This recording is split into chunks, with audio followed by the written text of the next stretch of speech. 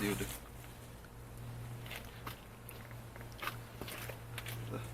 already.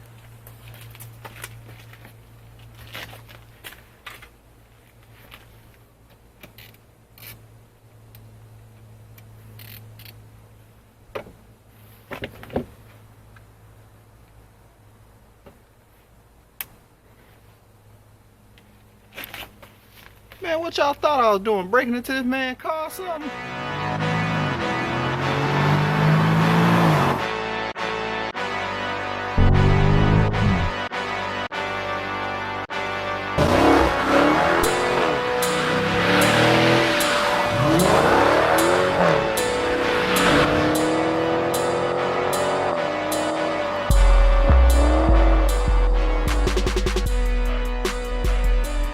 Alright, y'all.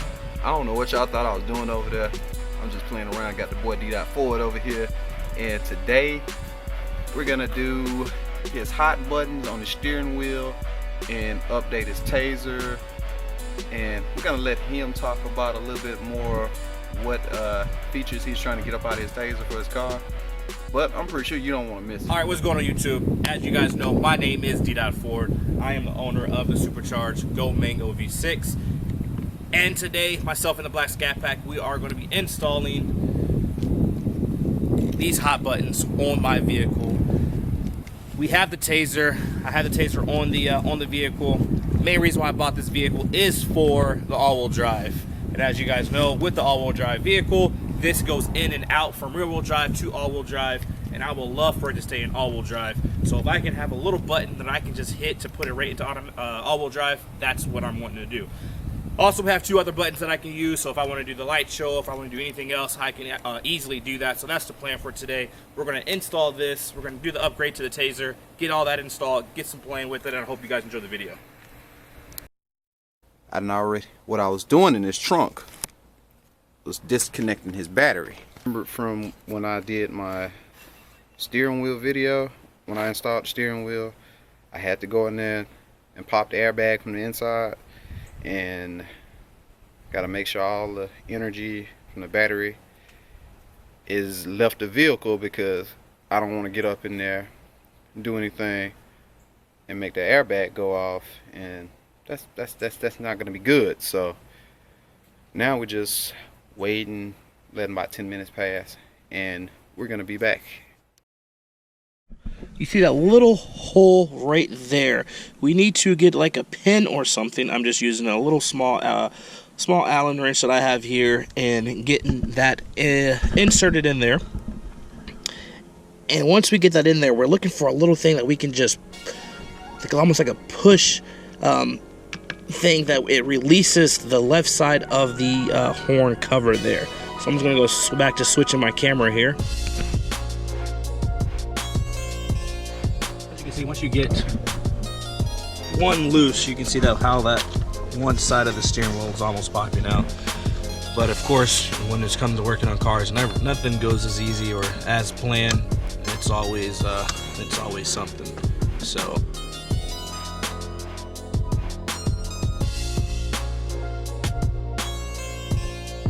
But on my assist, we got it.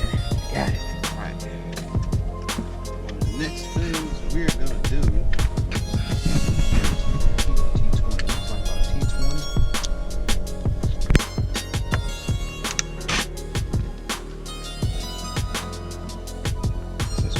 See this one? This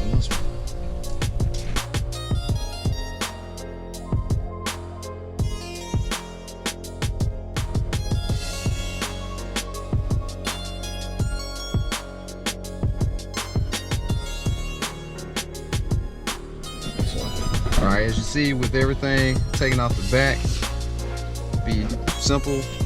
Well, simple, but still have a few more screws you gotta take out. I think it was these two. Still using that same T15 head.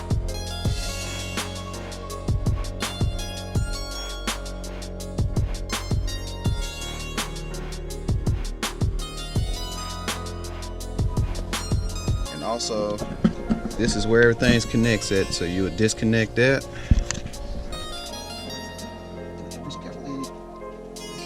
There we go. I ain't trying to tie up nothing.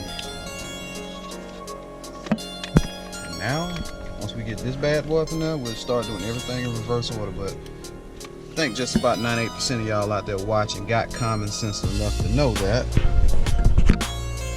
So as he's doing that, obviously what we're going to do is put the cover back on, put the 2 screws back in from the back. Then we're going to secure it back into place, secure it, the silver accessory that we had talked about, secure the button housing, go from the back, secure the actual housing from the back, then secure the paddle shifters, and then get the steering wheel popped back into place. For the most part, that is fairly easy when it comes to popping the steering wheel back in place, but I will show you guys, because I know the Black ScatPack said that he did one before where it was a little challenging, so I want to make sure that you guys kind of see that, and hopefully watching it here can make it fairly easy for you. Got everything secured. Pop a cover back on, because I went back and retightened everything to make sure it didn't really move, because I don't like having stuff just loose. Got the cover back on. Now, which might be the hard part.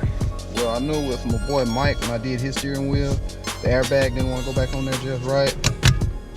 Well, this one did right the first time. Easy peasy. So now,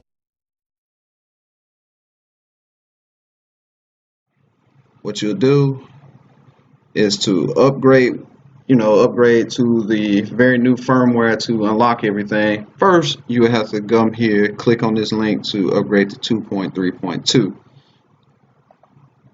Next, you'll open up Z Automotive Tech, manually go in and select firmware, which is right here, and select upgrade.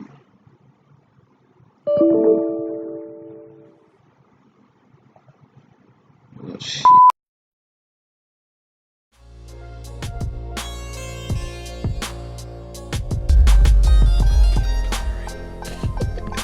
Yeah, y'all see that, don't it?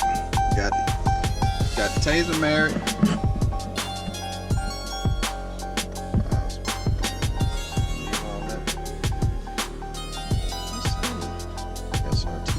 So we just gonna play around with it, son.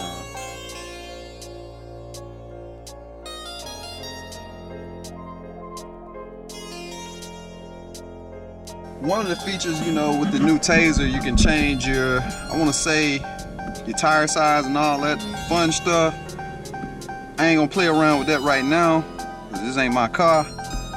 What that does is allows the car to know what actual tire size you have. So if you've done something aftermarket, it's supposed to configure and to the speedometer. And I'm probably gonna do that with my car, drive modes. I wonder if it probably wouldn't make no difference with this car, so we'll just leave the drive modes off. Drive transmission, shift light, we'll put that back on there for fun. Eco mode, do a reboot. I guess that's would be how you reset everything, make sure it works. How you map the buttons, you just cycle through. You hold the left arrow down and you'll cycle through with what button you want to program everything. Kill the traction control, launch mode, custom drive, sport, track, cool down, force rear wheel drive, no function. But we want to go with, I think to have the forced all wheel drive, you'll have to have the car running. I don't know, we're gonna play around with it and see.